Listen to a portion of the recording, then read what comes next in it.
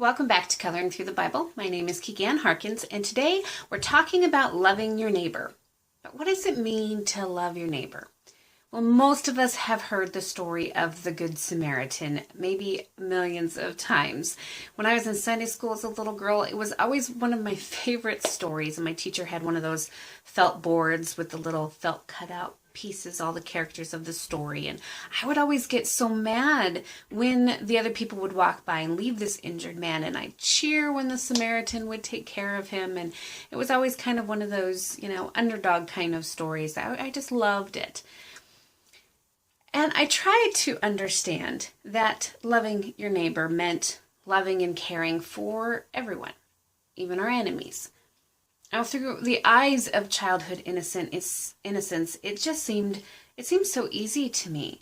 But then I grew up, and as I got older, I started to understand the people who walked by without helping the injured man more and more.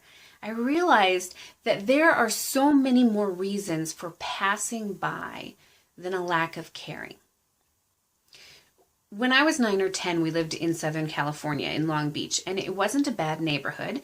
Drive-by shootings weren't unheard of, though just not ever on my street before, but at least not while I lived there. But there was still this mindset of fear, and I was riding my bike one day, and the tire jammed, and I went right over the edge of the front of the bike, and the handlebar caught me just right underneath my chin.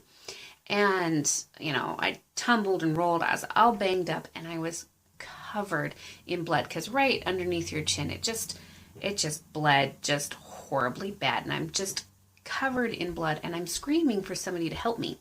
And there were people out all over, my neighbors, people I knew, and they grabbed their kids and ran inside, and doors were slamming. You could hear them locking. I could see my neighbors peeking out from behind the curtains, and nobody came to help me. And they weren't bad people. They were my friends. They were my family's friends. But they were scared.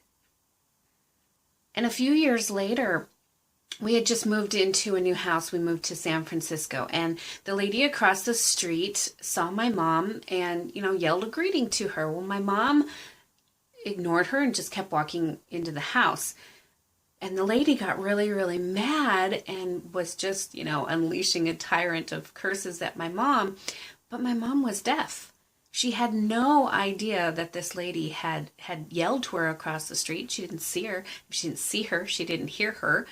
So as a child of a deaf person, you kind of get used to having to run around and explaining things, either to people who misunderstand your parent or to your parent who missed something. So I just kind of put my toys down, ran across the street and said, my mom wasn't ignoring you. She's deaf.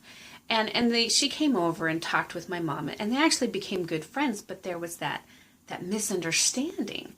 My mom didn't mean to ignore her, but she didn't hear her. And I wonder how many times we walk by people crying for help because we're deaf to their cries. We've become so focused on our lives and our deadlines that we don't even hear the need that's around us. Loving our enemies is more, or loving our neighbors is more than just loving our enemies. I think that a lot of times we kind of focus on that, and that is so important. We need to forgive our enemies. We need to show kindness to our enemies. We need to pray for our enemies. But it's more than just that. It's more than just forgiving the hurts of people who've wronged us. Loving our neighbors means that we take the time to notice our neighbors. We take the time to listen to them. Hospitality is fading from society. At the time that Jesus told this parable, hospitality was the norm. To not be hospitable, to not, welcome people into your home, feed them, share what you have with them. That was a huge crime. That was totally like, oh, can you believe it? That's scandalous. They weren't hospitable. But now, boy, the opposite's true. We don't even know our neighbors' names. We don't get together with block parties, and it's fading from our society. We're becoming more and more isolated from the people that are surrounding us. But we don't have to be. We need to choose to be the Good Samaritan. We need to be aware of our surroundings. I mean, do we know if the lady next door has enough food? Do we care that the little boy who's always too loud in the hall is out there because he has nowhere else to go?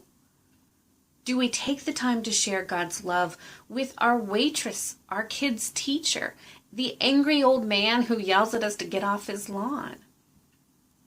Let's make an effort to pay attention to the needs of the people around us, to not just walk by because we're afraid. There are so many things in this world to be afraid of, and we can't stop it. We can't take all the evil out of the world. We can't have any control over the way people will respond to our acts of kindness. But that doesn't give us an excuse to not do it. And we shouldn't be so focused on ourselves that we don't notice the people in the ditch asking for help. So let's be the Good Samaritan. Let's love our neighbors in big ways and in little ways. I hope you've been encouraged today to keep your eyes open and see the needs that God brings you to walk by. Listen for opportunities to love your neighbor this week. Have a truly blessed day.